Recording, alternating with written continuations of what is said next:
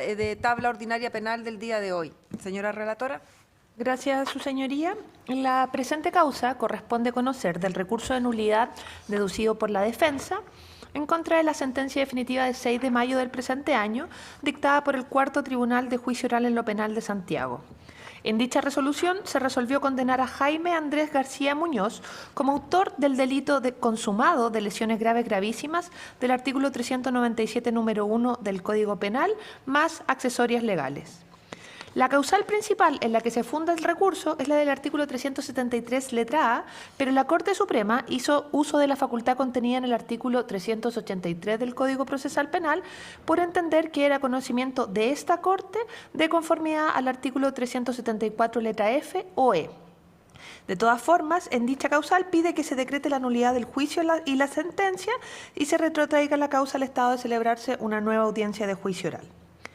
En subsidio, interpone la causal del artículo 374, letra E, en relación con los artículos 342, letra C, y 297, todos del Código Procesal Penal, y en que pide que se declare la nulidad del juicio y de la sentencia y también se retrotraiga al estado de celebrarse una nueva audiencia de juicio oral. Finalmente, en subsidio de lo anterior, interpone la causal del artículo 373, letra B, del Código Procesal Penal en relación con los artículos 438, 97 número 1 y 490 número 1 del Código Penal, pidiendo que se declare la nulidad de la sentencia y se dicte, sin nueva audiencia, una de reemplazo que condena al sentenciado como autor del cuasi delito de lesiones graves gravísimas a la pena de 50 días. Esos son los antecedentes de la presente causa.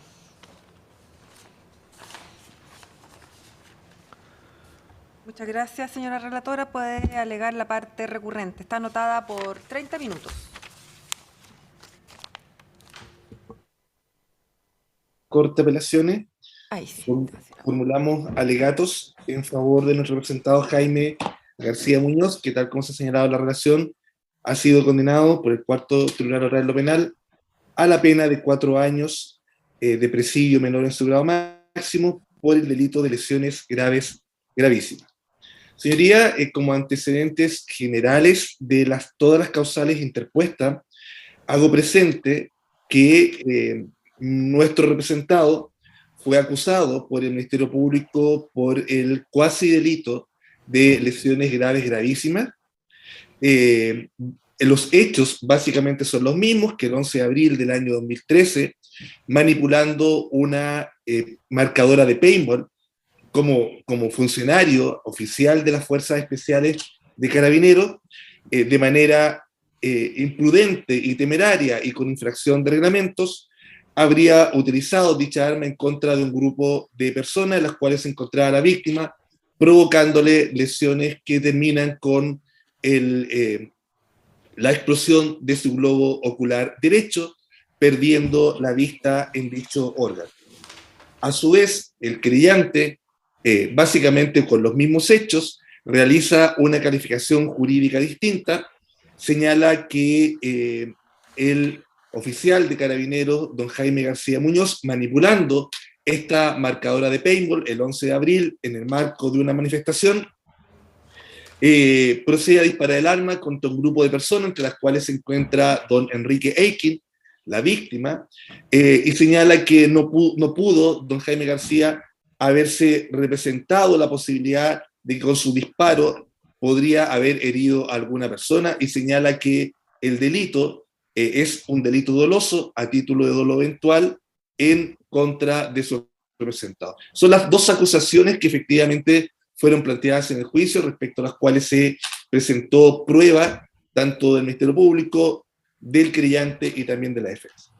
Señorías, ilustrísima, el tribunal, en su considerando 11º, realiza la acreditación de los hechos, es decir, cuáles son los hechos que dio por acreditado de acuerdo a la prueba rendida, y señala básicamente los mismos que están tanto en la acusación fiscal como la acusación del creyente, con algunos matices. Señala que don Jaime García manipuló la marcadora de paintball el 11 de abril con infracción de reglamentos, eso es lo que dice los hechos, con infracción de reglamentos, en contra de un grupo de personas que se encontraban en el lugar, dentro de las cuales se encontraba don Enrique Eikin, que es la víctima, impactando uno de estos balines en el ojo derecho, causando la explosión de su globo ocular, la pérdida del sentido de la vista de este órgano, y califica por mayoría, es un voto de mayoría, califica estos hechos como lesiones graves gravísimas del artículo 397, número 1. Es decir, señoría, y esto como antecedentes preliminares, si bien los hechos acreditados se parecen mucho al contenido de la acusación fiscal, el tribunal en su fallo mayoría elimina de los hechos acreditados el actuar en forma imprudente y temeraria, mantiene la infracción de reglamento, se aleja de la acusación, de los hechos contenidos en la acusación particular, y señala que esta infracción de reglamentos es un delito ejecutado con dolo eventual porque, y siguiendo en este caso al profesor y magistrado señor Mauricio Rettig, siguiendo su obra, señalan que en este caso don Jaime García ha tenido, se le puede atribuir un conocimiento ex ante del riesgo jurídicamente prohibido inherente a la conducta típica y que no podía no haber confiado razonablemente que el riesgo no se produciría. Esos son a grandes rasgos el resumen de las acusaciones y de los hechos acreditados por el tribunal en el considerando 11º con la calificación jurídica del considerando 14º como lesiones graves gravísimas. El fallo de minoría, en base a los mismos hechos acreditados, no hay discusión, es decir, manipulación de la marcadora paintball con infracción de reglamento, establece que no se logra acreditar una intención positiva de causar el daño a alguna persona en particular, que acá lo que hay es una manipulación culposa de la marcadora paintball y califica los hechos como un cuasi delito de lesiones graves gravísimas. Señorías, ilustrísimas en relación a las causales y de acuerdo a lo que efectivamente ya se ha resuelto por la excelentísima Corte Suprema, en primer lugar, quiero referirme a la infracción del artículo 341, esto es la causal del artículo 374, letra F, que fue reconducida por la excelentísima Corte Suprema de las causales 373, letra A, que había presentado la defensa. Entendemos, señorías ilustrísimas, que en este caso se ha infringido gravemente el artículo 341 del Código Procesal Penal, en atención a que el tribunal no solamente efectúa una calificación jurídica distinta a lo que era la acusación fiscal, que en definitiva puede no ser un elemento que infrinja la norma, pero sí realiza una modificación fáctica de los hechos. Esa modificación fáctica de los hechos dice relación con que desde la acusación fiscal elimina la expresión en forma imprudente y temeraria, deja a salvo la infracción de reglamento, se aparta de la acusación del querellante fácticamente, es decir, no acredita que efectivamente don Jaime García se hubiera representado la posibilidad de haber herido a la víctima y abraza una teoría normativa del dolo, una normativa cognoscivista del dolo, es decir, señala que el dolo para el fallo de mayoría es única y exclusivamente conocimiento.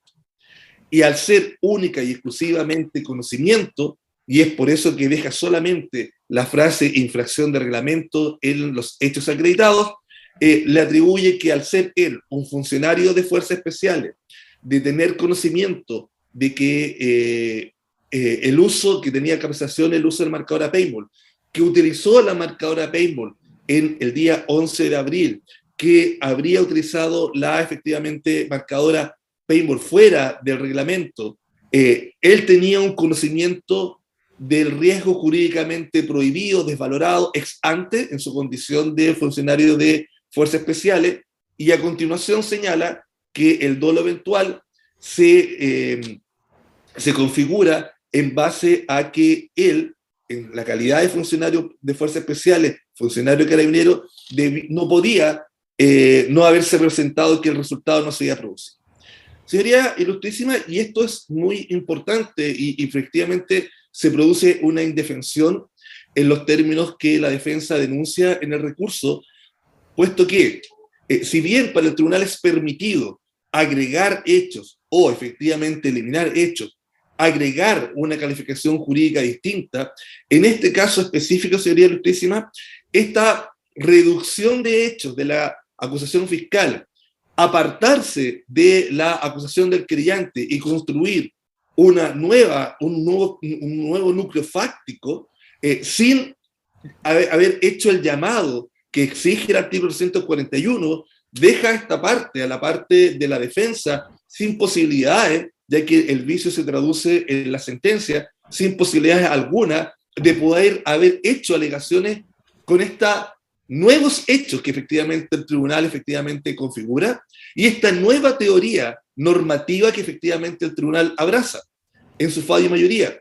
Porque todo el discurso, todo el transcurso del juicio oral, tanto de parte del Ministerio Público, como de parte del creyente, como parte de la defensa, estuvieron vinculados a participación del acusado, si ejecutó la conducta, esta la ejecutó con culpa, o la ejecutó con dolo eventual, entendido el dolo eventual tal como lo postulaba el señor creyente, como aquella representación del resultado que incorpora en la conducta don Jaime García, pudiendo haber previsto este resultado o estas lesiones. Sin embargo, el tribunal lo que realiza es construye un nuevo núcleo fáctico, es una especie de combinación de ambas acusaciones, sin efectivamente hacer el llamado a recalificación, y por el contrario, abraza una teoría normativa que no estuvo dentro de lo que efectivamente fue el debate. Abraza una teoría en la cual dice, para el tribunal, el fallo de mayoría, dolo es pura y simplemente conocimiento. El elemento voluntad no juega ningún papel en efectivamente la determinación del delito, ni en la configuración de los hechos, y en consecuencia ascribe conocimiento, ascribe dolo a don Jaime García.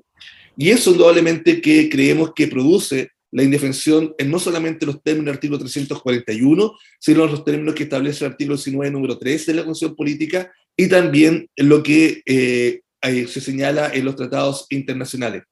Reitero, la indefensión que la defensa reclama es que, en primer lugar, no se advirtió a los intervinientes que iba a realizar una modificación de los hechos, de las acusaciones, construir un nuevo núcleo fáctico, ni tampoco advirtió que realizaría una nueva recalificación, una nueva calificación de estos hechos en perjuicio de la defensa, sobre todo sobre la base de lo que fue la acusación fiscal.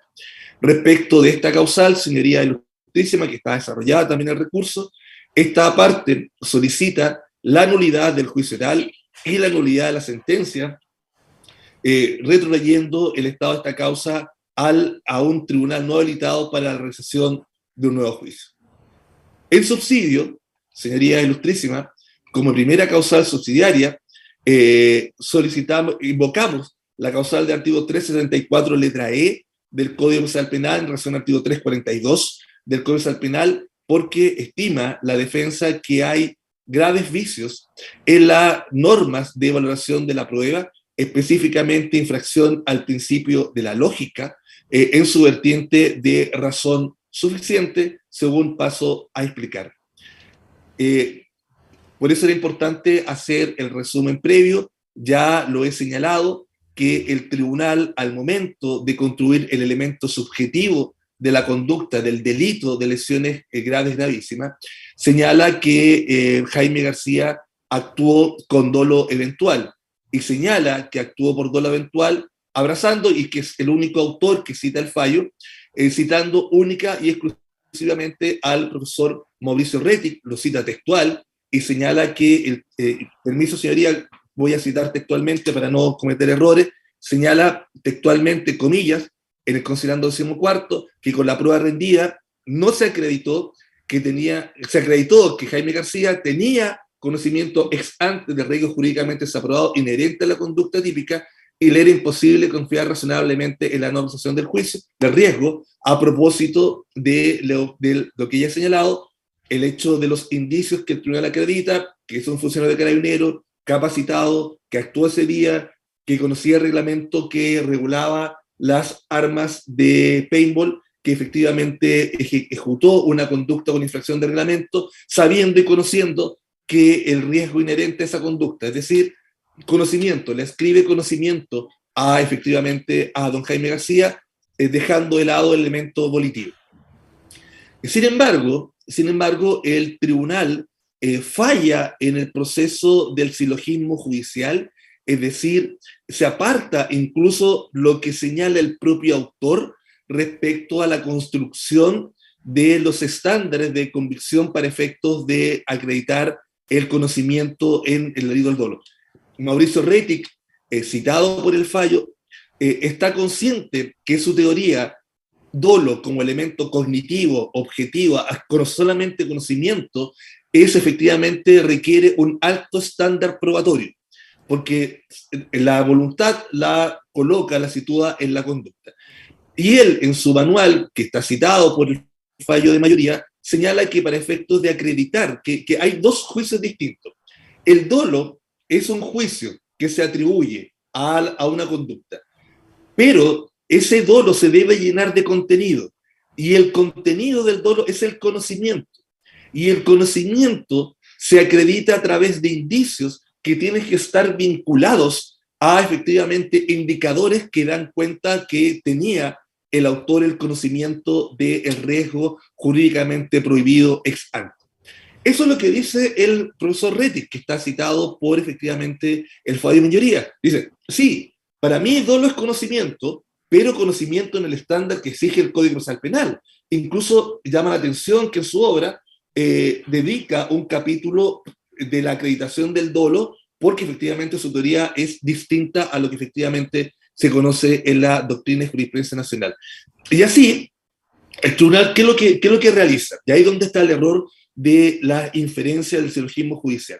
Dice, tengo indicios, y como tengo indicios, es porque le voy a atribuir conocimiento a Jaime García, y si tengo indicios que le atribuyen conocimiento, entonces hay dolo. Atribución objetiva de responsabilidad penal. No realiza un análisis de cuál era el elemento volitivo de Jaime García, no señala si Jaime García aceptó o no aceptó dicho posible resultado, si lo incorporó dentro de su voluntad, no, simplemente dice, tengo indicios, los indicios que ya ha referido, señoría ilustrísima, que efectivamente él era un funcionario de Carabineros, que tenía capacitación, que actuó el día de los hechos, que pudo haber infringido los reglamentos, que actuó sin su grupo de apoyo, y que efectivamente al conocer el reglamento, indudablemente que actuó con dolo. Sin embargo, para efecto, y esto son reglas del Código Procesal Penal, reglas exigentes de acreditación de hechos, tanto el Código Procesal Penal como el autor citado, mire, los indicios deben ser acreditados más allá de toda duda razonable. Pero estos indicios deben estar vinculados con indicadores. Y estos indicadores, que cada tipo penal tiene un indicador, estos indicadores deben ser suficientes para atribuir conocimiento y por tanto dolo. Son cuatro pasos, señoría.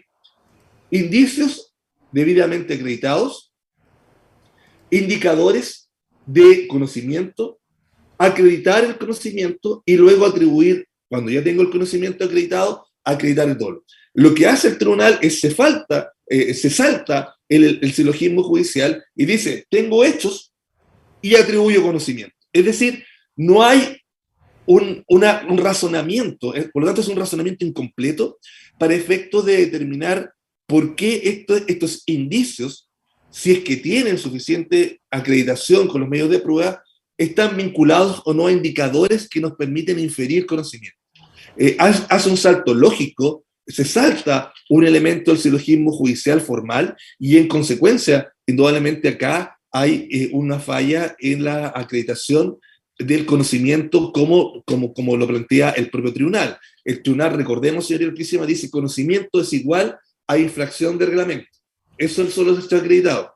Y ese conocimiento es lo que entendemos que no está suficientemente acreditado, porque indudablemente no no hay un análisis de la capacidad de evitar individualmente el hecho por parte de los representados, no hay capacidad, no hay análisis de cuál es el contexto en el cual se está desarrollando la manifestación o la conducta, nada de eso. Curiosamente, el fallo de minoría, que no ascribe a esta teoría cognoscitiva del dolo, sí efectivamente analiza todos estos elementos que debió haber hecho el fallo de mayoría. Señala que efectivamente el contexto de la situación, un caos por desórdenes, manifestantes violentos, agresión a carabineros, el hecho que simplemente Jaime García había tenido una sola capacitación un mes antes, que no existieran además otros heridos anteriormente con marcadores de paintball, dan cuenta de que efectivamente no se le puede atribuir conocimiento. Pero ese análisis no está dentro de lo que efectivamente es fallo de mayoría. Y también en esta relación, señoría, en este punto, también la defensa planteó, y está también desarrollado en el recurso, que hay preguntas sin respuesta. Nosotros planteamos de manera responsable, de acuerdo a la prueba, que era imposible, de acuerdo efectivamente las capacidades del paintball, el radio de acción de la misma marcadora, la distancia de 30 metros en la cual se encontraba la víctima, la altura en la cual se encontraba la víctima, era la forma en que toma don Jaime García su marcadora paintball, era imposible que efectivamente una bala, una esfera de pintura de estas características pudiera haber impactado a don Enrique Eiching. Y lo señalamos así directamente en nuestros alegatos de clausura, está referido y está registrado. Sin embargo, dicha pregunta o dichos elementos tampoco tienen respuesta. Desde ese punto de vista, estimamos que respecto de esta causal hay una falla en el proceso judicial de razonamiento judicial para acreditar el conocimiento que se le atribuye a don Jaime García.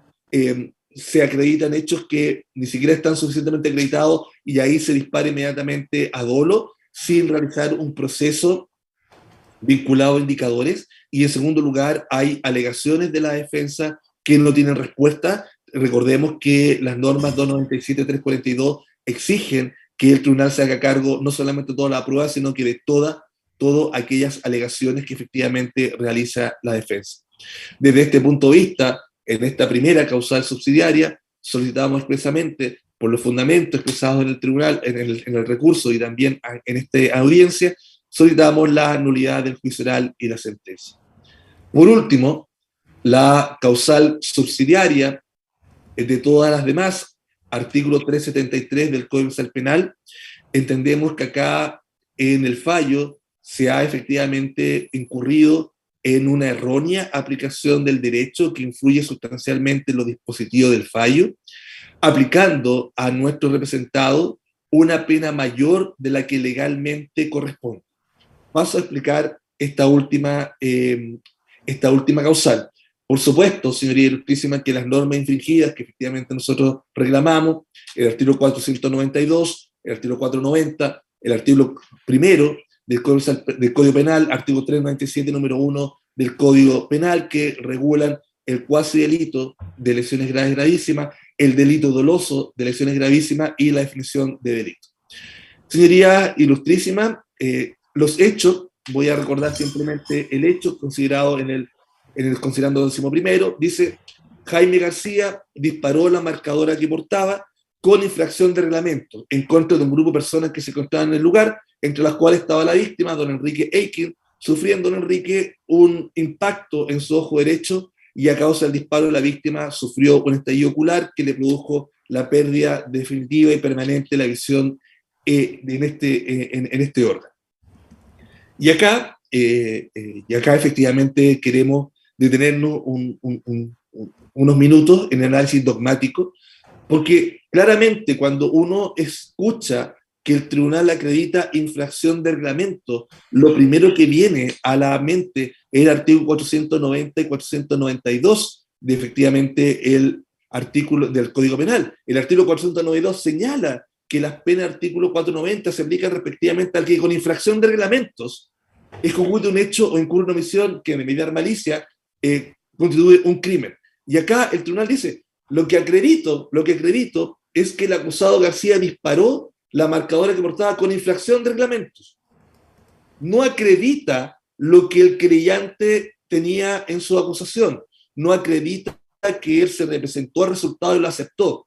No acredita lo que el Ministerio Público planteó en su acusación. Esto es que actuó de forma temeraria. Dice, infracción de reglamento.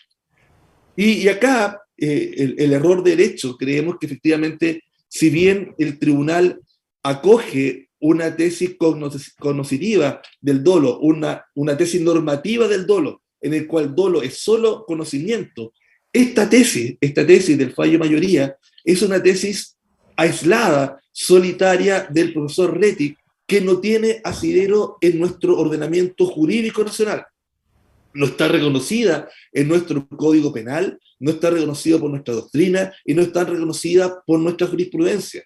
Efectivamente, cuando el artículo 1 y el artículo 2 del Código Penal definen delito como toda acción o omisión voluntaria, toda la doctrina nacional, el profesor Curi, Garrido Mon, Matus, Ramírez, Náquira, todos señalan que lo que está haciendo el artículo 1 está efectivamente consagrando, reconociendo un concepto dual de dolo, que es el dolo que efectivamente nos enseñaron en el pregrado. Esto es, que el dolo es el conocimiento del tipo más la voluntad de realizar dicha conducta. En la voluntad es donde el dolo se clasifica en dolo directo, dolo eventual o dolo de consecuencia necesaria. Lo que hace el tribunal dice, mire, vamos a escribir a lo que dice el profesor Rettig, y el profesor Rettig dice, mire, en la medida que se tenga conocimiento del riesgo jurídicamente prohibido, hay dolo.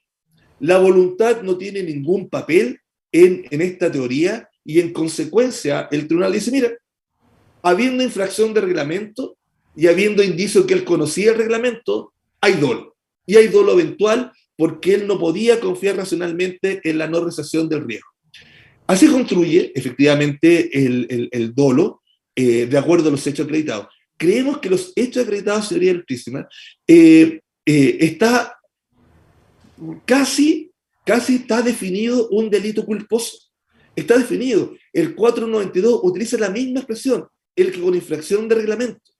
¿Cuál es el problema? El problema es que el error de derecho es que como el fallo dice, mire, dolo es conocimiento y no voluntad, por de pronto, efectivamente dice, es dolo eventual. Y en consecuencia, nuevamente, el error de derecho consiste en que esa teoría, que puede ser muy respetada en el ámbito de la doctrina, la teoría normativa del dolo, no tiene cabida en nuestro ordenamiento. Ya porque efectivamente el artículo 1 habla de el que con acción, delito toda acción o omisión voluntaria, penada por la ley, no solo porque el artículo 492 del Código Penal, al definir cuasi delito, utiliza la expresión infracción de reglamento, sino que también, en este caso, el tribunal no acredita la forma en que la voluntad juega en este caso. Así son los hechos, o sea, los hechos son eso, no lo está inventando la defensa. Dice, efectivamente hay infracción de reglamento y atribuye el dolo respecto de solamente este conocimiento.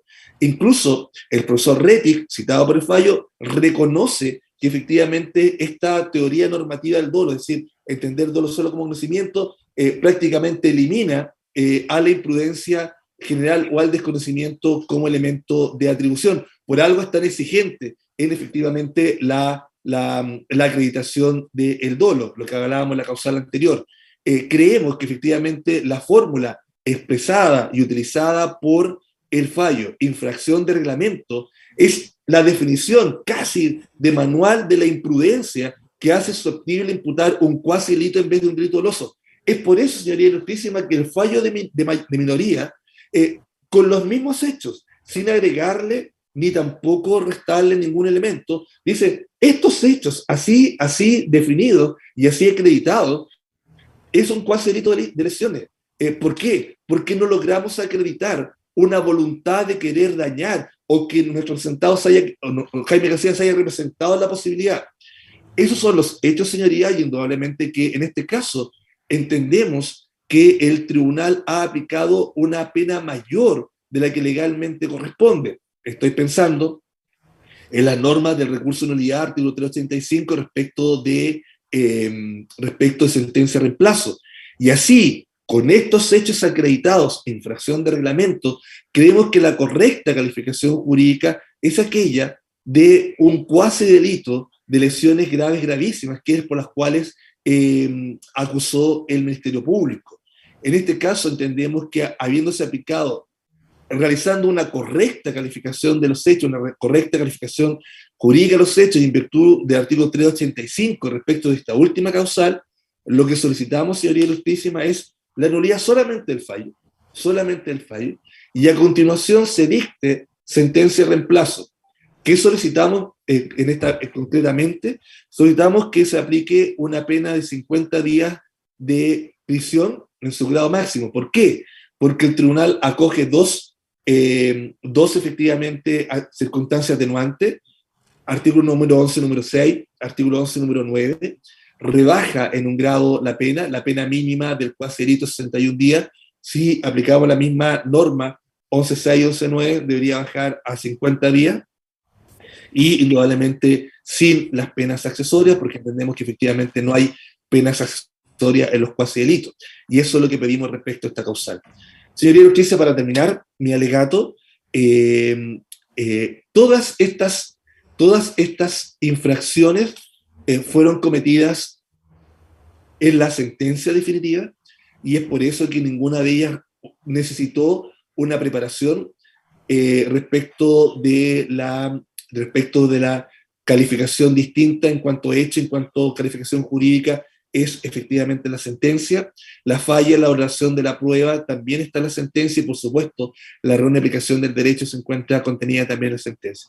Es por eso, señoría, que solicitamos respetuosamente a esta Ilustrísima Corte de Apelaciones que respecto a la causal principal, 374 letra F, se anule el juicio y la sentencia y se envíe al tribunal no habilitado para hacer un nuevo juicio. Respecto a la primera causal subsidiaria, 374 letra E, en los mismos términos, nulidad del juicio oral y la sentencia, y que efectivamente se remitan para realización de un nuevo juicio por un tribunal no habilitado. Y respecto a la última causal, 373 letra B, a los mismos hechos, entendemos que la correcta calificación debería ser un cuasi delito de lesiones graves gravísimas. Se aplicó una pena mayor de la que realmente corresponde, por lo tanto, en este último caso, en virtud del artículo 385 del Código Procesal Penal, solicitamos sentencia de reemplazo y efectivamente se apliquen 50 días de prisión en su grado máximo, sin accesoria, y habiéndose conseguido la pena sustitutiva de libertad vigilada intensiva. En este caso solicitamos que se le aplique respecto a los 50 días solicitados la pena de remisión condicional de la pena de la ley 18.216. Esos son los alegatos, señoría ilustrísima, y efectivamente las peticiones concretas que sometemos a este ilustre tribunal. Muchas gracias, señor abogado. Puede alegar quien comparece por el Ministerio Público. Muchas gracias, su señoría ilustrísima. Con la venia de su señoría ilustrísima, vengo a solicitar se rechace el recurso de nulidad de la defensa del sentenciado Jaime García Muñoz, condenado en causa RUC 13-10018-169-4, ROR ingreso corte 2625 del 2022, en sentencia de fecha 6 de junio del 2022 del Cuarto Tribunal Oral en lo Penal, que condenó a 4 años accesorias al imputado por el delito de lesiones graves gravísimas previsto en el artículo 397, número 1. Su señoría ilustrísima, trataré de no reiterar los argumentos ni efectivamente, para no extender mucho mi alegato. Lo primero que efectivamente es importante considerar que los hechos que se dan por acreditados están en el considerando 11º, como bien lo dice la defensa, y la calificación jurídica en el 14º.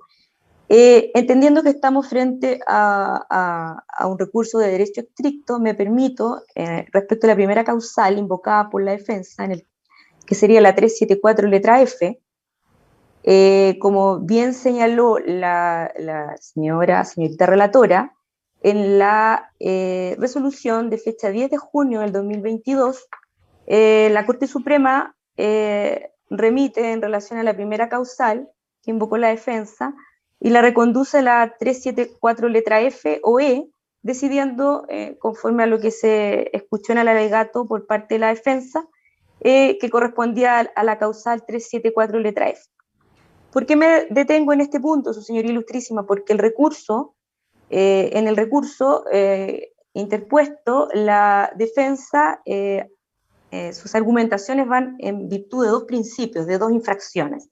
Y esta parte entiende que solamente se ha hecho cargo de la infracción respecto al principio de defensa material, que es el que desarrolla como la infracción del 341, pero nada ha dicho en relación al principio de culpabilidad, que en definitiva también, como ya lo indiqué, se señala en la causal principal.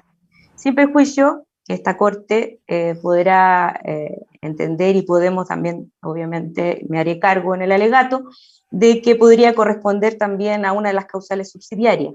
Pero lo importante es que al ser un recurso de derecho estricto, para poder configurar la primera causal, la defensa debió haberse hecho cargo en el alegato de ambas infracciones que conforme a indicado en el recurso que fue interpuesto.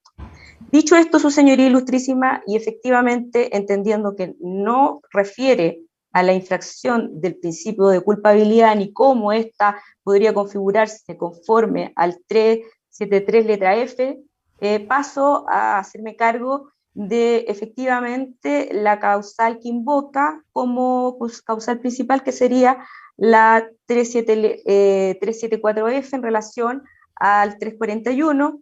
Específicamente,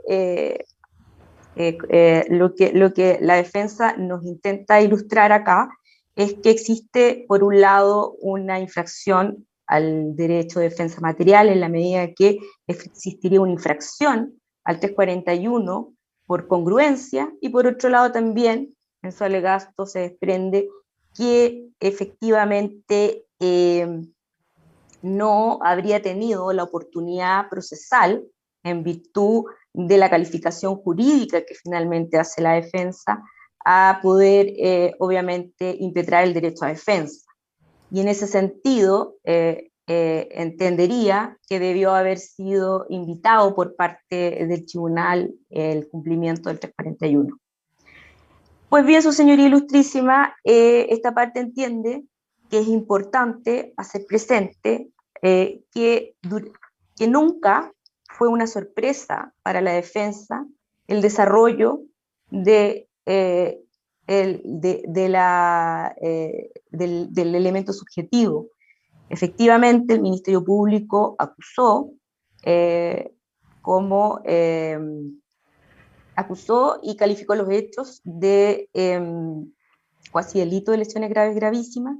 Sin embargo, la inmediatez del juicio, la contundente prueba, los testigos, la prueba material, todo lo que se desarrolla en los considerandos 7, 8, 9, lograron al tribunal condenar y dar por acreditado el elemento volitivo a través de el dolo eventual, que después también se desarrollará en las otras causales.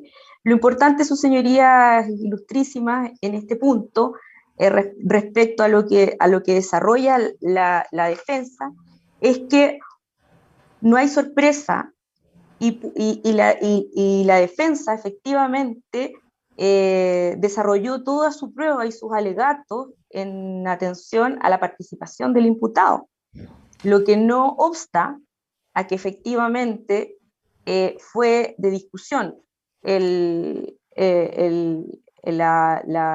elemento volitivo, el elemento subjetivo del tipo penal.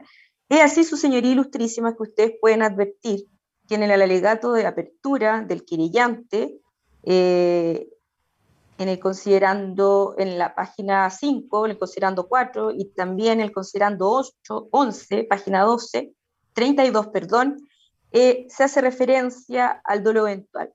Por lo tanto, la defensa específicamente tuvo la oportunidad, no solamente al momento, obviamente, de desarrollar su prueba, sino también en los mismos alegatos de poder hacerse cargo de la postura que tiene el querellante.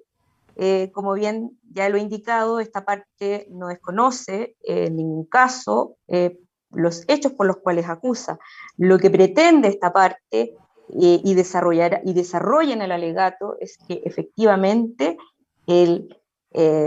la sentencia se encuentra ajustada a derecho y contiene todo el desarrollo de la prueba que se encuentra en el considerando 12 respecto de cómo se van dando los hechos por probados y después también cómo en el considerando 14 desarrolla el elemento subjetivo. Pues bien, su señoría ilustrísima, en ese sentido nos parece que efectivamente no existe tal sorpresa y por tanto no se podría configurar esta infracción del 374 letra F en relación al 341, como ya se indicó, porque no hay sorpresa, porque tampoco existe una infracción no existe infracción al principio de congruencia, y es así, su señoría ilustrísima, que es importante hacer presente que en el considerando 13º, precisamente ante las alegaciones de la defensa, el tribunal desarrolla efectivamente y desestima tales alegaciones a través del considerando que ya le indiqué, el 13º. Pues bien, su señoría ilustrísima, paso ahora por todas estas razones y entendiendo de que no se, como ya se indicó, la defensa no se hace cargo ni desarrolla todas las argumentaciones de lo principal de este recurso, solicitamos se rechace la primera causal y voy a la primera causal subsidiaria, que sería efectivamente la infracción de 374 letra E en relación al 342 letra E, C y 297 específicamente desarrolla que se infringe el principio de la lógica de la razón suficiente. En resumen, a modo de ver de la defensa, no se habría acreditado el dolo, que efectivamente es la discusión de este recurso, en atención a entender que el fallo no se hace cargo sino más bien del conocimiento del dono y no de la voluntad. Esto no es así, sus señorías ilustrísimas. El fallo, en el considerando cuarto, desarrolla por qué entiende que existe un conocimiento ex ante de parte del imputado. Y esto es muy relevante, su señoría ilustrísima, porque efectivamente es un fallo innovador en lo que refiere a la infracción de reglamentos. ¿Y por qué es innovador? Porque efectivamente podemos entender que no se trata de cualquier infracción de reglamento.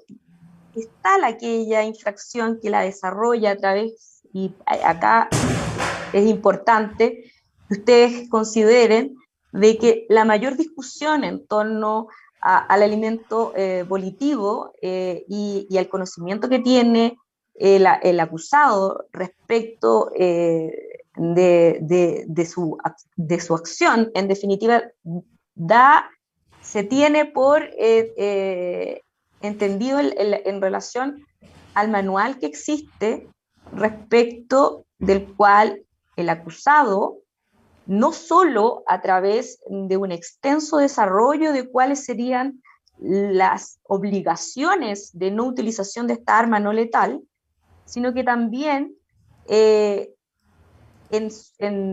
a través del desarrollo o de la propia declaración del imputado, su señoría ilustrísima, es que también en este considerando se hace presente que el imputado está capacitado, y esta capacitación no solo fue acreditada, sino que también a través de la propia declaración del imputado que está en el considerando quinto, se deja claridad de la experiencia que tiene como parte, digámoslo, como parte integrante de las fuerzas especiales desde el año 2007. Y esto lo hace y lo refiere el fallo al momento de desarrollar la calificación, el desarrollo del elemento subjetivo, señoría ilustrísima.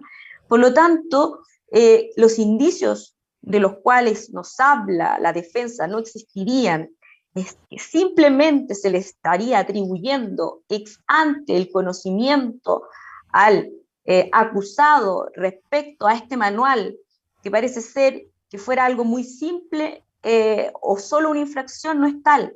De hecho, su señoría ilustrísima, en la página 85 del fallo,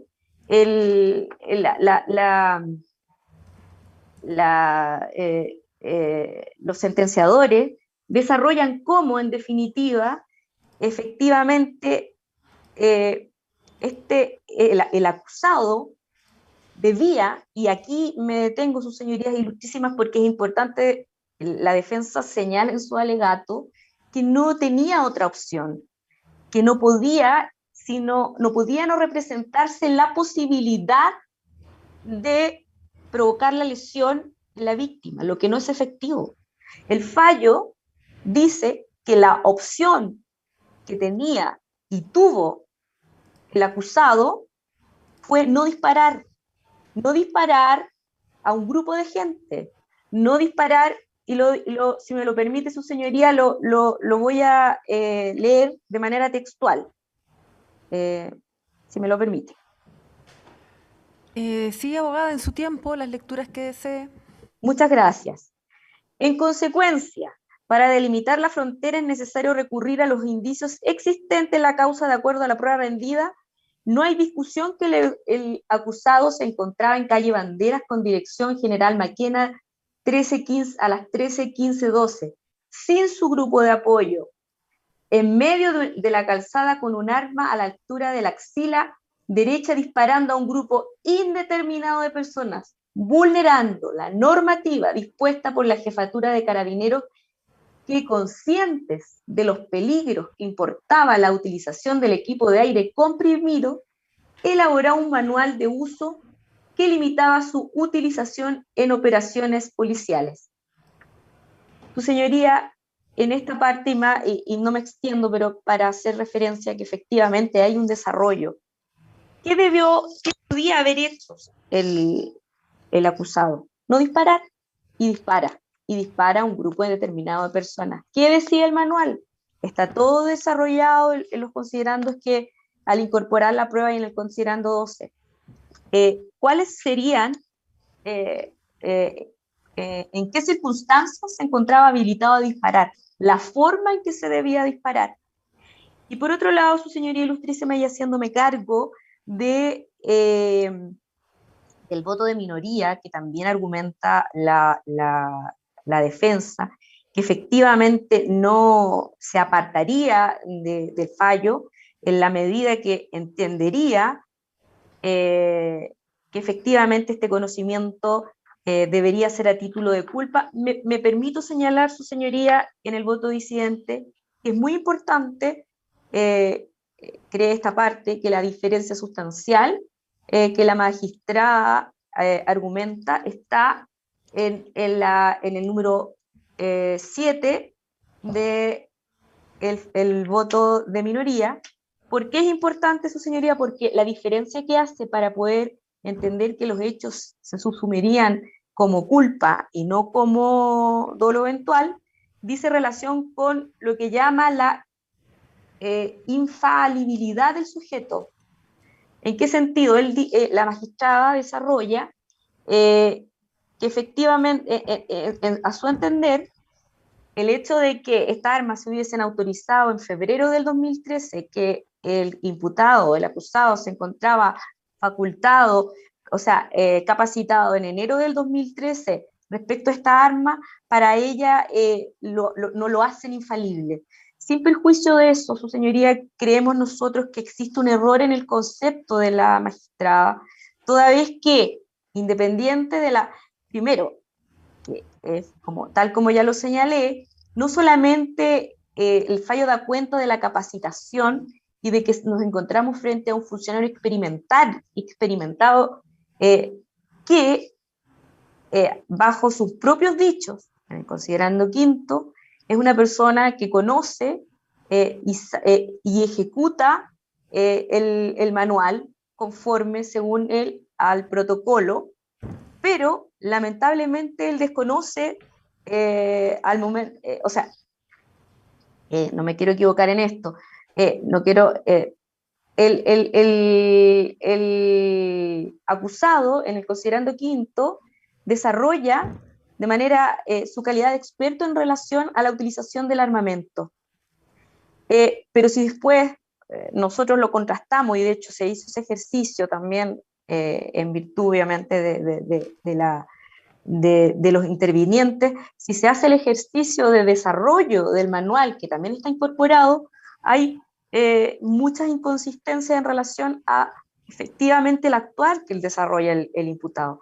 Y en ese sentido, su señoría ilustrísima, no nos parece razonable que el voto de minoría entienda esta infalibilidad del acusado en atención al poco tiempo que esta arma ha sido utilizada, porque el manual es claro en qué circunstancias y en qué situaciones debe o no debe ser ocupada. En atención a toda esta fundamentación, entiende esta parte que no existe infracción al principio de la razón suficiente, que es lo que por el contrario, todos los indicios desarrollados por el fallo, las argumentaciones son lógicas, se desarrolla de tal manera que no es otro sino la condena a título de dolo eventual, lo que corresponde conforme se ha desarrollado en el fallo. Por lo anterior, su señoría, se solicita se rechace la primera causal subsidiaria. Y finalmente, para no extenderme, porque en definitiva los argumentos son similares, en atención a la causal 373 letra B, creemos que si bien efectivamente en el considerando 11 los hechos que se dan por probados no son exactamente iguales a los por los cuales acusó el Ministerio Público, es efectivo que lo que dice relación con la imprudencia que el Ministerio Público incorpora en su acusación no se da por acreditada dentro de los hechos del considerando 11 y solo se refiere a la infracción de reglamentos. Es la calificación jurídica que da el tribunal conforme se desarrolló y ya se explicó latamente en el considerando 14, el que entrega la calificación como a título de dolo eventual. Por lo tanto, esta parte considera que los hechos se encuentran subsumidos conforme lo desarrolla tanto el considerando 14 como toda la doctrina que efectivamente desarrolla la sentencia, dan cuenta que los hechos se encuentran ajustados a la calificación que corresponde y por lo tanto también solicita esta parte se rechace la segunda causal subsidiaria, entendiendo que los hechos corresponden a un delito de lesiones graves gravísimas. Eso sería por esta parte, su señoría ilustrísima. Muchas gracias. Muchas gracias. Usted puede alegar el abogado que comparece por la defensa. Gracias, señora presidenta, señorías. Represento a Enrique Eigen Zambrano, víctima de un delito doloso en términos de dolo eventual, por cierto, de lesiones graves y gravísimas, la pérdida de la visión del ojo derecho y la pérdida en realidad de parte del globo ocular y su atrofia, producto justamente de un disparo causado por Jaime García Muñoz. Es importante entender, señoría, que este es un caso de clara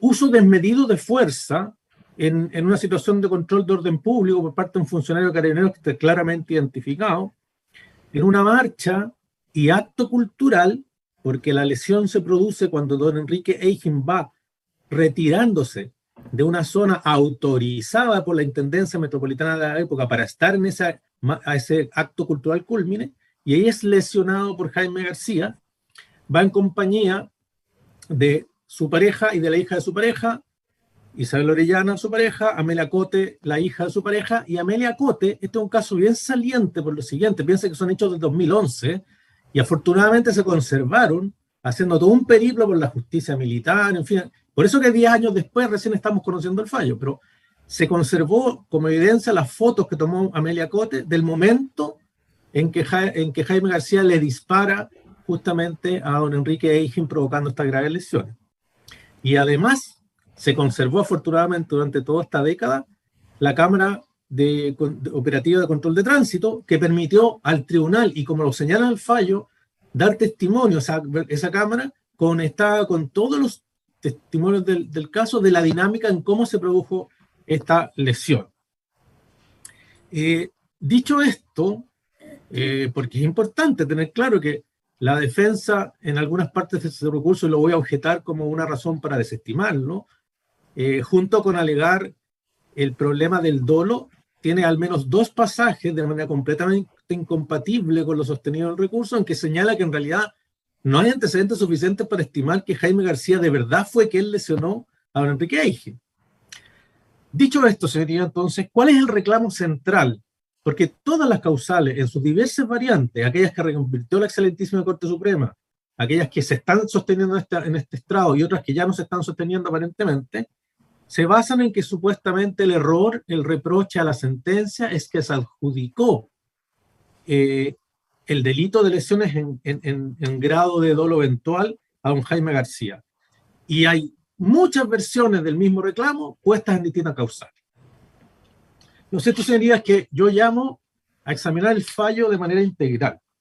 El fallo, obviamente, siempre un recurrente de nulidad busca algunas parcelas de la sentencia y dice, mira, aquí está mi crítica al fallo, pero si uno ve integralmente el considerando 11, que fija los hechos, el considerando 12, que es largo, y no es solo una mera reproducción de prueba, sino que hace la valoración de la prueba, y el considerando 14, que hace la calificación jurídica eventual, demuestra que es un fallo que está completamente adecuado a los estándares del raciocinio y de la adjudicación de hechos, y por supuesto, del respeto absoluto al principio de congruencia. Tenga presente, señoría, lo siguiente. Una cuestión central que reclama la defensa respecto de cómo se habría estructurado la discusión en juicio, es que los hechos fijados por el tribunal considerando 11 serían eventualmente incongruentes. Y los hechos que fija el considerando 11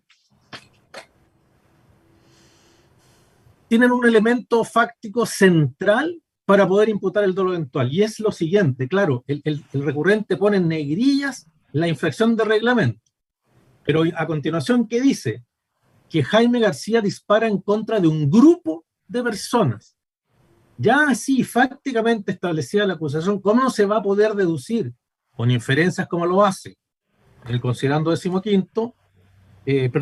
14, como si se dispara contra un grupo de personas, no es posible ya de entrada entrar que esos hechos sí podrían llegar a calificarse como dolo eventual justamente por representarse la posibilidad que en ese grupo de personas, no buscando dispararle particularmente a don Enrique Eigen como ocurrió, sino que solo disparando, se acepta el resultado de poder lesionar a Enrique Eigen como en efecto ocurrió.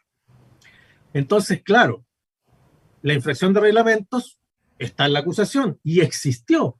Y lo más importante sería, la infracción de reglamento no es incompatible con el dolo eventual, porque este es un falso dilema que plantea la defensa, como que entonces como la imputación del Ministerio Público era por culpa con infracción de reglamento, la del querellante siempre fue, desde la preparatoria, durante la apertura, durante todo el juicio hasta la clausura, siempre fue lesiones dolosas con dolo eventual.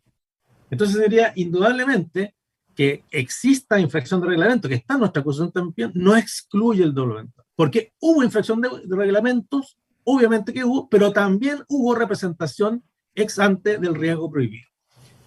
Y un repaso rápido sería, dentro de tiempos que yo entiendo que son escasos, del considerando 12 de valoración de prueba, me interesa sencillamente que se ponga atención en algunas páginas, porque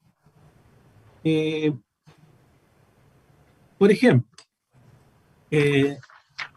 si usted, señoría, revisa la sentencia del considerando 14, como dije,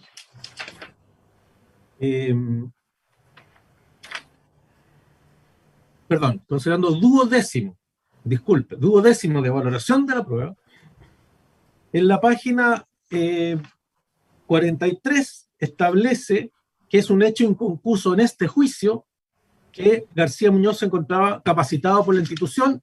Para ahorrar tiempo no voy a leer todo el resto de la expresión, pero está explicando el tribunal, valorando el conocimiento que tiene en el manejo del péndulo.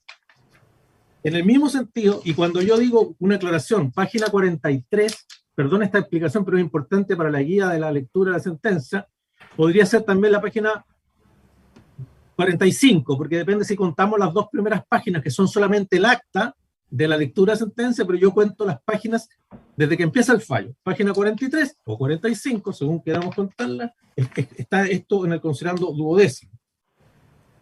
Y esto es bien importante.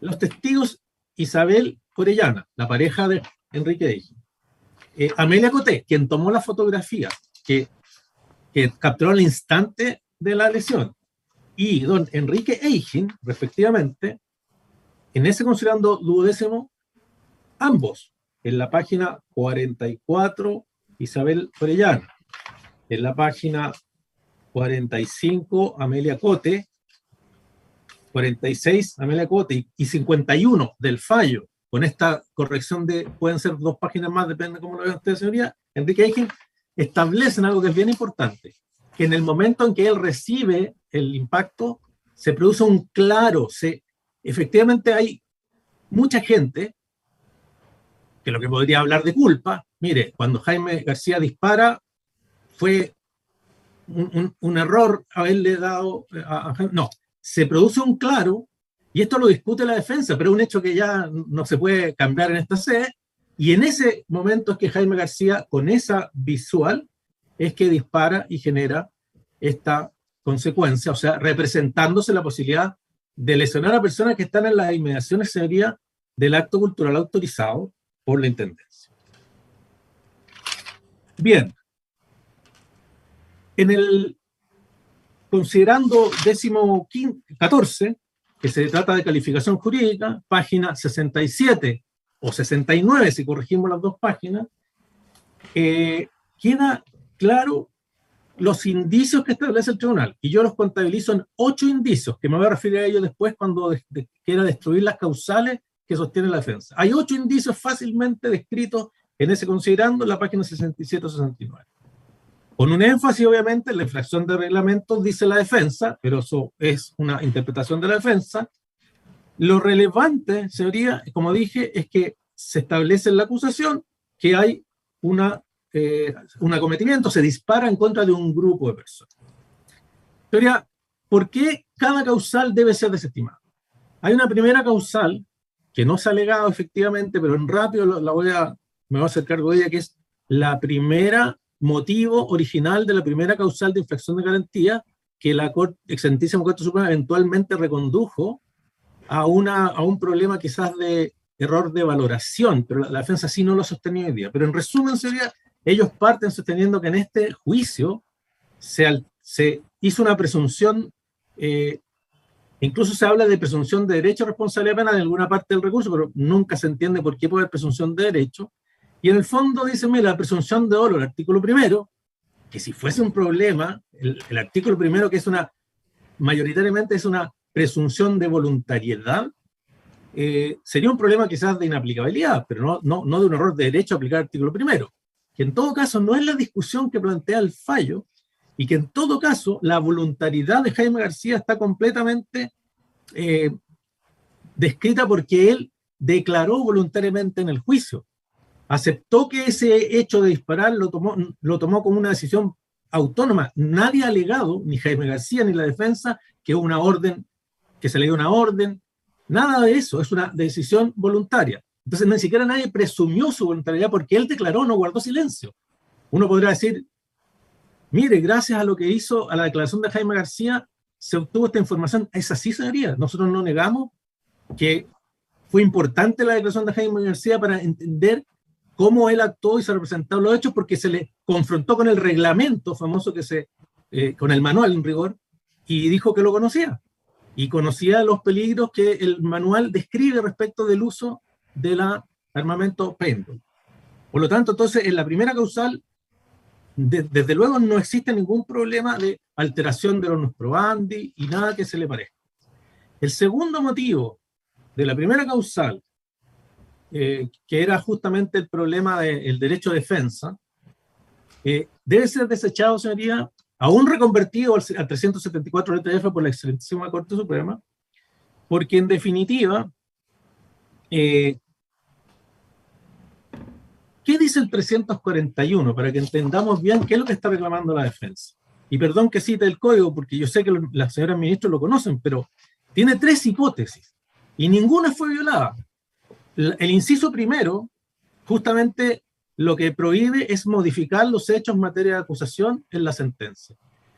Supongo que la defensa no está insinuando, porque entendí que él vio que había congruencia entre la acusación particular y justamente la acusación del Ministerio Público. Supongo que no está alegando que se le está sancionando por hechos que no estaban en la formalización, porque nadie ha reclamado nada en preparatoria, sino que la acusación particular con dolo eventual, de hecho lo dijo en su alegato, dice son hechos que son, en verdad, son los mismos hechos, lo acepta, tanto los de la acusación particular como la acusación del Ministerio Público.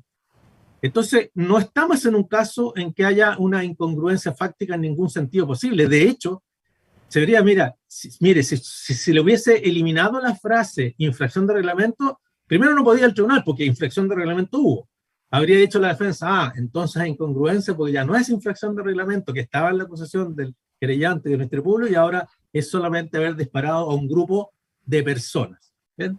Pero no es el caso. El inciso segundo implica que el tribunal advierta y llame a recalificar los hechos de otra manera.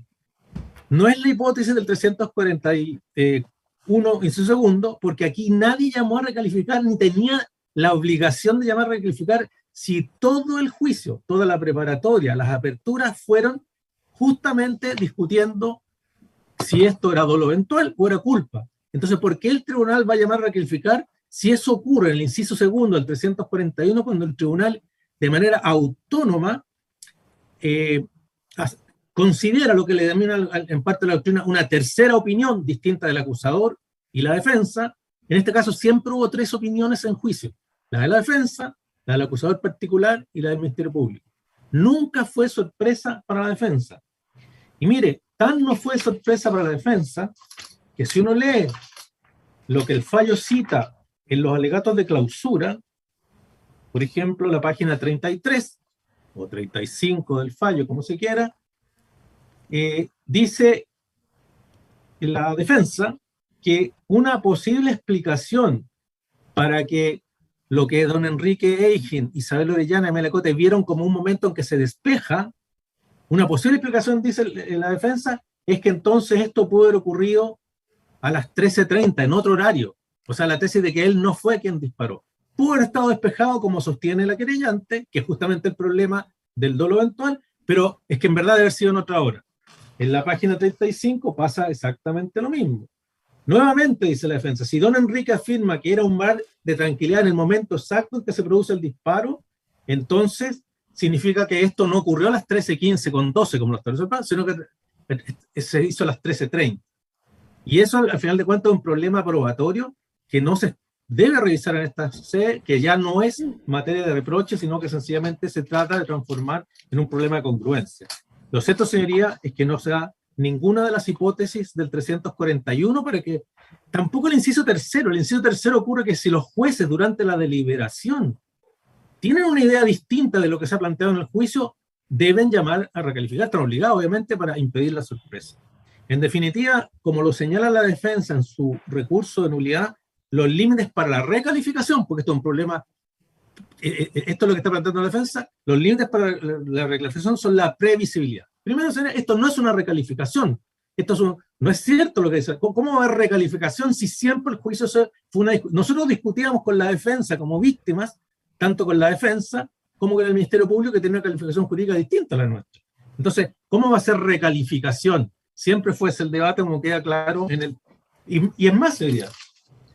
En el recurso, llama la atención lo siguiente. En la página, si no, y discúlpame, y aquí sí que las páginas están numeradas, así que se agradece eso a la defensa, justamente en la página 22 del recurso, fíjese lo que dice el recurrente para demostrar que siempre fue debate y ninguna sorpresa ni imprevisión. Dice, Por su parte, si bien la defensa sostuvo una tesis de absolución en su alegato clausura, se hace cargo de las tesis de la fiscalía del querellante. Esto cuando está reclamando justamente el problema de incongruencia, o sea, se hizo cargo siempre de las tesis. Entonces, no había ninguna necesidad de llamar a recalificar, porque siempre fue ese el debate. Entonces, ni hay recalificación, ni hay ningún tipo de imprevisibilidad. ¿Por qué, señorías, también debe ser rechazada la causal segunda subsidiaria, que es de valoración, que denomina en sencillo la defensa la falta de razón suficiente?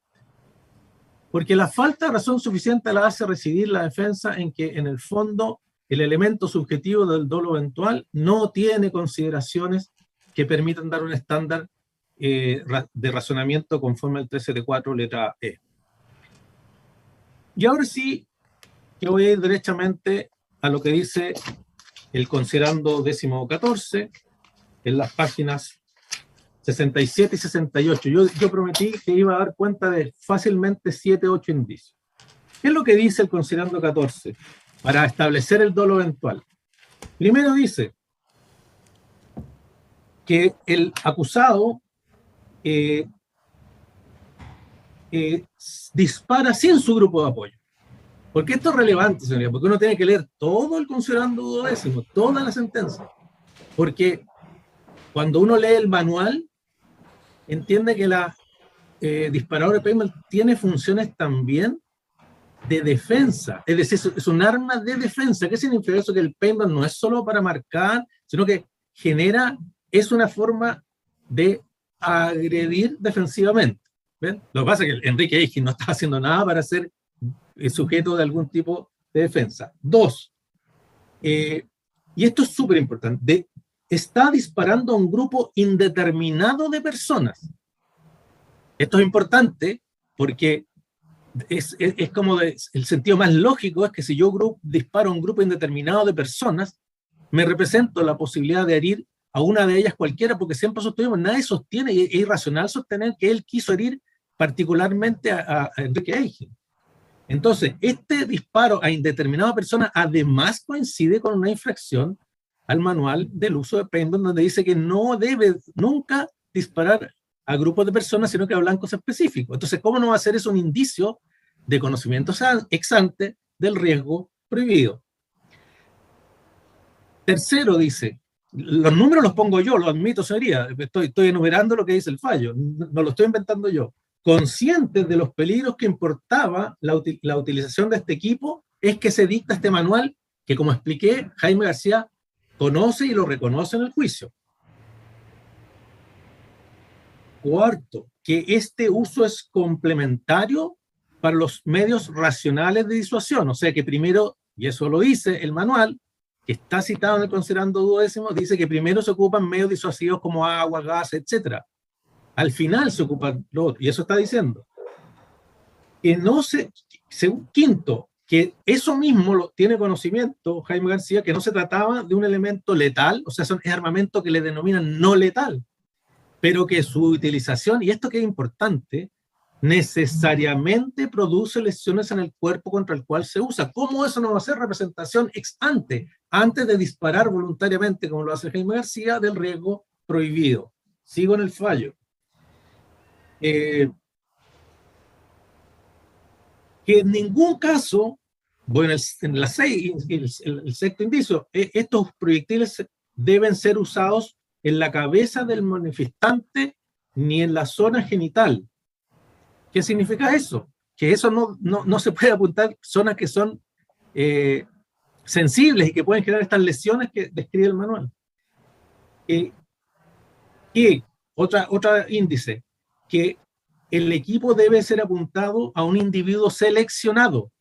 Y justamente la imputación consiste, y dice el fallo, que se disparó a un grupo indeterminado de personas. ¿Eso es una infracción de reglamento? Por supuesto que la es. Pero, sin embargo, le permite al fallo fundar justamente la representación del riesgo que finalmente se realizó. Noveno indicio, si voy bien en la cuenta, señoría, formaba parte del grupo de fuerzas especiales desde el año 2007, y ahí tiene importancia la cita del profesor Rettig, que él dice, para analizar justamente la posibilidad del dolo eventual, hay ciertas cosas como los profesionales, y pone ejemplo la policía y otros, que se les puede exigir un alto estándar de este conocimiento ex ante. Y finalmente sería que está, como dije, capacitado. Y con esto concluye el fallo. Estos son los indicios con los cuales termina infiriendo que finalmente no se puede sino concluir que conocía el riesgo jurídicamente antes. Quiero también llamar a mirar el fallo que he citado más de alguna vez, en el considerando en que razona sobre lo que es el manual de paintball. Este es un manual que, si ustedes leen entero, solamente lo que se refiere al fallo, se van a dar cuenta que no es solo reglamentación. No puede disparar al grupo indeterminado de personas, tiene que apuntar. No hacer eso es infringir el reglamento, pero también tiene normas técnicas. Ya no es reglamentario, o sea, dice que un paintball sale a 90 metros por segundo, que son más de 300 kilómetros por hora. Jaime García disparó durante 15 minutos 400 cargas. Es decir, un tiro como cada 2,5 segundos, durante un periodo muy corto. Bueno, pero si uno va a la página 62 del fallo, justamente hoy uno puede ver qué dice el manual. Solo algunas de las cosas que yo dije, que no las digo yo, sino que las dice el manual. No obstante ser un elemento no letal, su utilización sobre personas produce necesariamente lesiones en el cuerpo en contra del cual se ha usado, incluso daños menores a la propiedad, porque la gente cree, la que no sabe, que un paintball solamente mancha. No, genera incluso, hasta en la propiedad puede generar daños menores. Y en la página 63, también respecto de la descripción del manual, dice que, en definitiva, las prácticas de entrenamiento, cuando se entrenan, deben tener distanciamiento adecuado y poniendo énfasis en la protección facial y superior. ¿Qué significa eso? Que el paintball puede dañar incluso a los propios policías cuando se entrenan. ¿Eso cómo nos va a ser un indicio de conocimiento previo? Una cosa importante, señor, respecto de esta falta de razón suficiente.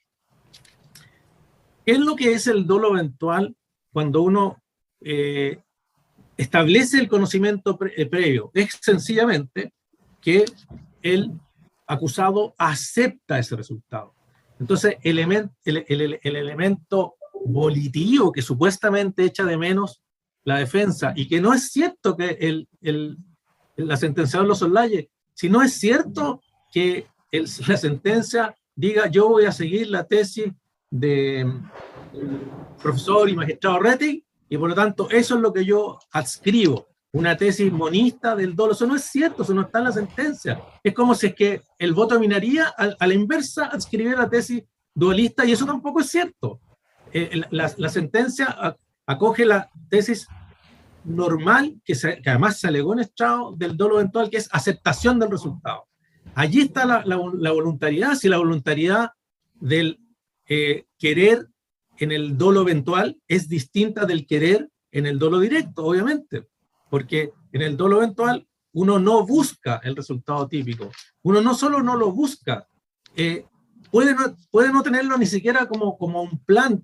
Sencillamente, lo que hace el autor de dolo eventual, estoy citando a Curi, que lo citamos nosotros en clausura, y lo cita también la defensa en el recurso, estamos completamente de acuerdo. Lo que hace es que el resultado que se representa sencillamente no se rechaza, sencillamente no se hace nada para evitarlo, y eso es lo que dice el fallo considerando 15º.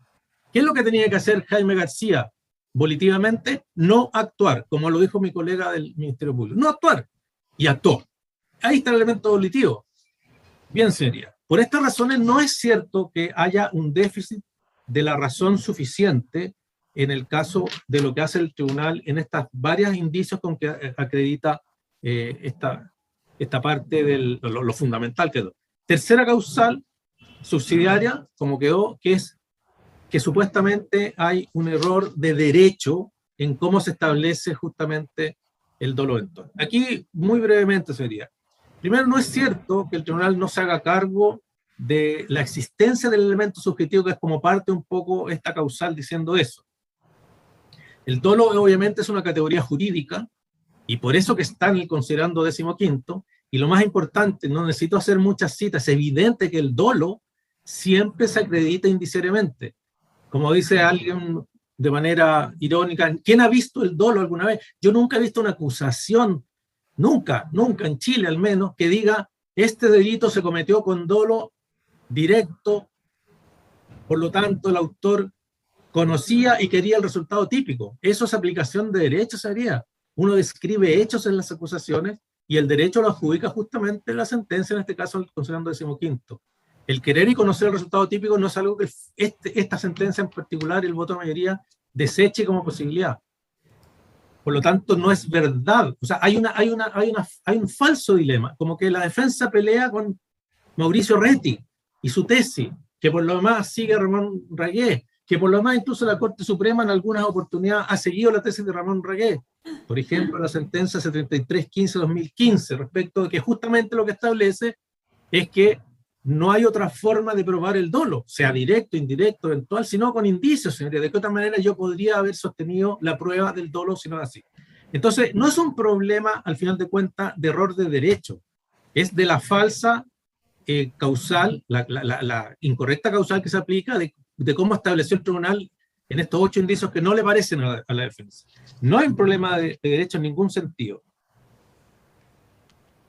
Además, señoría, esta causal está mal estructurada, porque si uno ve el recurso, nuevamente lo que pasa también en la página 56 del recurso, que pasa en dos oportunidades importantes, dice, mire, estoy alegando un error de derecho, y dice, la verdad es que nosotros como defensa estamos alegando un error de derecho, y dice, esta atribución normativa del dolo eventual se hace sobre la base de hechos que simplemente no se encuentran acreditados. Aquí de nuevo se produce el mismo problema que se produce en la causal de razonamiento, donde al mismo tiempo está señalando si está mal establecido el dolo eventual, pero también está mal establecido que yo de verdad le haya disparado a Jaime García. Eso no es posible de sostener un recurso de nulidad. Eso para la causal que antecedió. En la del causal por error de derecho, página 53, lo mismo. Es que el fallo ya entonces está reclamando de que los indicios están mal construidos en una causal que es de error de derecho. Esto no es menor, señoría, como lo voy a decir en mi conclusión, por la forma en que en verdad estamos planteando un supuesto recurso de nulidad, que es un reclamo respecto de la tesis del tribunal. Que no le pareció. No le pareció la tesis del dolo eventual, no le parecieron los indicios que estableció, no le pareció tampoco cómo se estableció la responsabilidad de Jaime García en el hecho punible, que lo insiste en reclamar en el recurso. Y el voto de minoría sería, yo sencillamente puedo decir que es solamente una forma distinta de revisar los hechos, y dice lo siguiente, importante, porque la defensa sencilla, mira, el voto de minoría demuestra que se equivocó el fallo de mayoría. Dice que la respuesta entre dolo eventual y culpa no es simple, que es lo mismo que dice el voto de mayoría.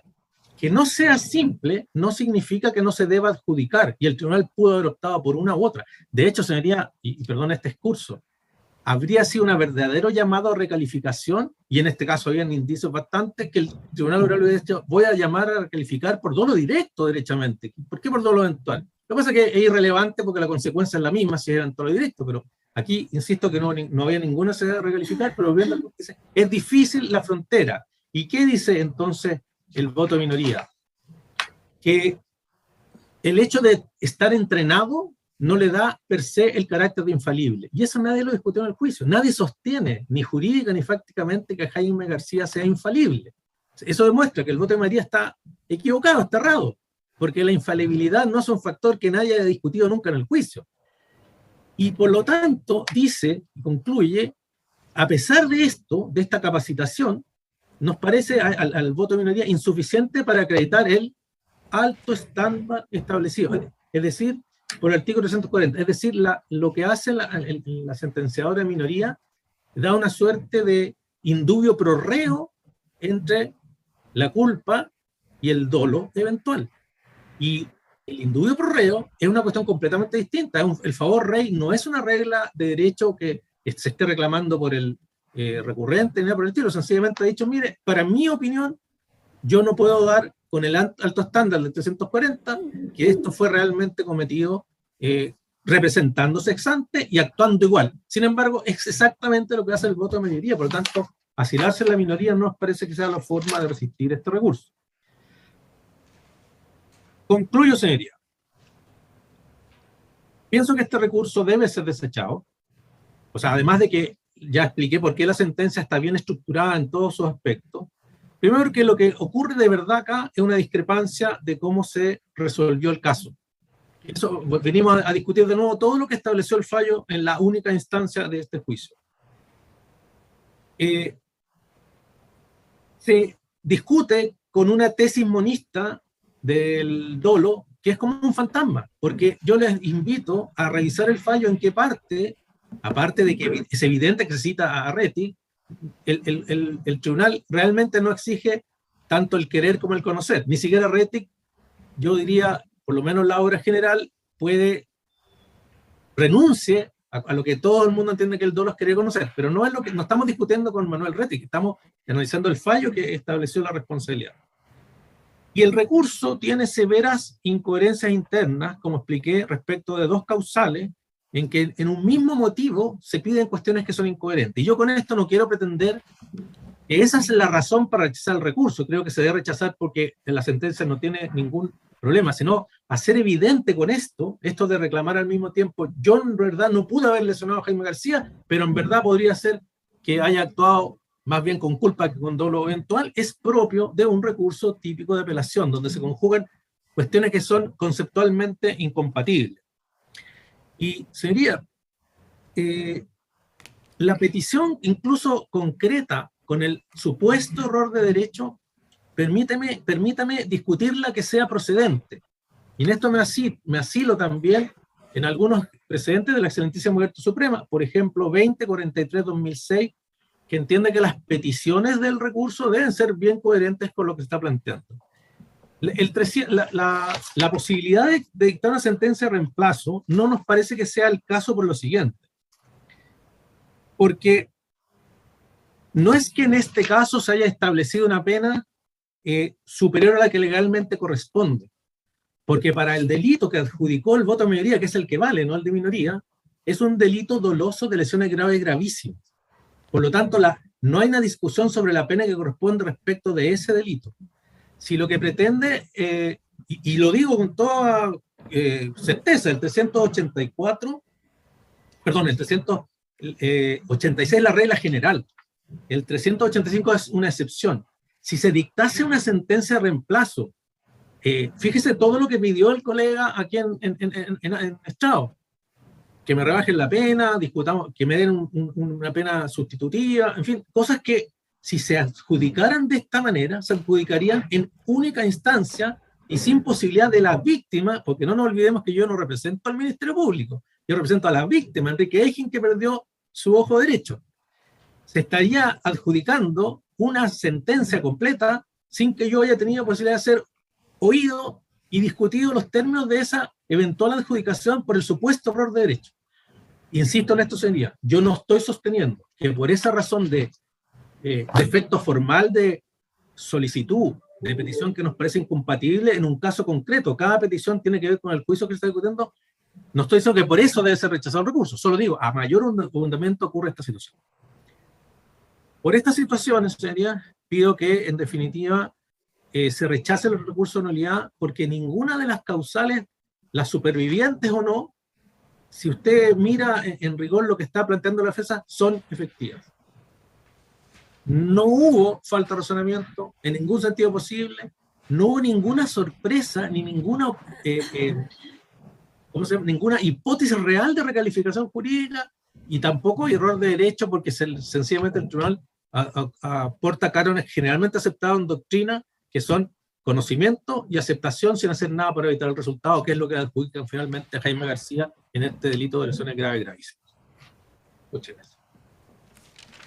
Gracias a usted, señor abogado. La parte recurrente va a hacer algunas precisiones respecto a los alegatos de la interviniente.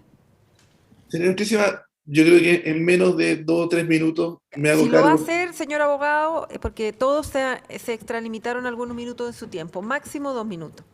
Muchas gracias, señoría. Sería ilustrísima.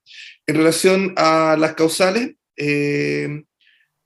la primera causal, lo señalé expresamente, se recondujo por parte de la defensa 374 letra F, y respecto a la infracción al principio de culpabilidad, lo señalé también en el alegato, está dentro de la presunción de conocimiento que efectivamente se desarrolla en la causal 374 letra E.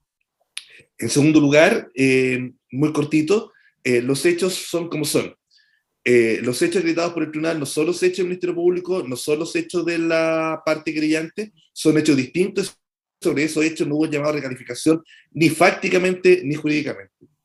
3, realmente lo que hemos señalado es que respecto a la causal 374 letra E, lo que hay es un fallo en el razonamiento judicial para acreditar el conocimiento. Nosotros no estamos comentando el fallo, tanto el Ministerio Público como el querellante lo que hacen es comentar el fallo y tratan de explicarle a esta altísima corte algo que no está en el fallo. Para el tribunal, el conocimiento es el único elemento objetivo que integra el dolo. Y por último, señoría ilustrísima, respecto a la última causal, nuevamente, es el querellante que le trata de dar una interpretación a lo que efectivamente le entiende que debe ser el fallo. Nuestra pelea, nuestra lucha jurídica no es con el profesor Mauricio Reti, nuestra lucha es que efectivamente los hechos acreditados, y con esto termino, señoría ilustrísima, infracción de reglamentos, en toda la doctrina, jurisprudencia y normas de derecho del Código Penal chileno, es efectivamente un delito culposo.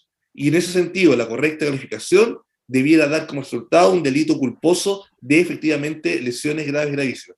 Y ahí, necesariamente, entra en juego el artículo 385 para aplicar una pena menor de la que legalmente se ha aplicado en la especie. Es por eso, señoría, que efectivamente entendemos que todas y cada una de las causales se mantienen en el orden que efectivamente hemos señalado, principal, subsidiaria y segunda subsidiaria. Eso es todo, señor presidente. Muchas gracias, señor abogado. ¿Quién comparece por el Ministerio Público? ¿Algo más? Gracias, señoría ilustrísima. Solamente citar en relación a la discusión que ha hecho la defensa, el considerando 14º, el 14, en la parte final, página 86, lo voy a leer textual. Así las cosas, frente al escenario en que estaba el acusado el día de los hechos y frente a la imposibilidad de dar cumplimiento a las normas del uso debido del arma de aire comprimido, debió abstenerse de su utilización, esperando el actuar de otros medios disuasivos que ingresan a continuación de su accionar, según se observa en el video. Esto, su señoría, para terminar, relacionarlo con las páginas 78, 79, 80 y 81, en el cual se desarrolla el manual. Muchas gracias, señoría. Ilustrísima. Señor querellante, por su parte, ¿algo más? Solamente, señoría, que si en el fallo está todo el manual de uso de péndulo, y es parte, por lo tanto, del recurso, es parte de la orientación que las señoras ministras tienen a la vista. Y ustedes se van a fijar, porque está completamente transcrito, pero no es una mera transcripción, se le exhibió a Jaime García, que lo reconoció como conocido por él, a otro capitán que hacía una función parecida, que lo reconoce también. ¿Y qué es lo que tiene este manual? ¿Tiene reglamentación? Tiene. ¿Y que fue incumplida? Fue. Y por eso hay infracción de reglamento. Pero también tiene, como expliqué, cuestiones técnicas, que es a cuánto se dispara un paintball, que no es un reglamento, es cómo funciona, cómo opera un paintball, y eso es lo que le atribuye conocimiento ex ante el tribunal. Y tiene una tercera cuestión, que no es reglamentaria, que es experiencia. La experiencia de Carabineros mostraba los riesgos de uso del paintball. Y eso tampoco es meramente reglamentario, porque es, si esos riesgos están escritos en un manual que se le entrega a la gente que se le capacita, no es infringir el reglamento, no aprender la capacitación, es que tú tenías conocimiento de ese riesgo posible. Y esos 3 elementos están en el manual. Por eso que no hay ninguna incongruencia posible en que se dé por establecida una infracción de reglamento, que algunas la hay, no dirigir el tiro hacia un lado, no dirigirse al otro, y también el conocimiento previo de que estas armas serán no letales, pero eran claramente lesionales con necesariamente causadoras de lesiones usadas en ciertas regiones del cuerpo. Eso sí.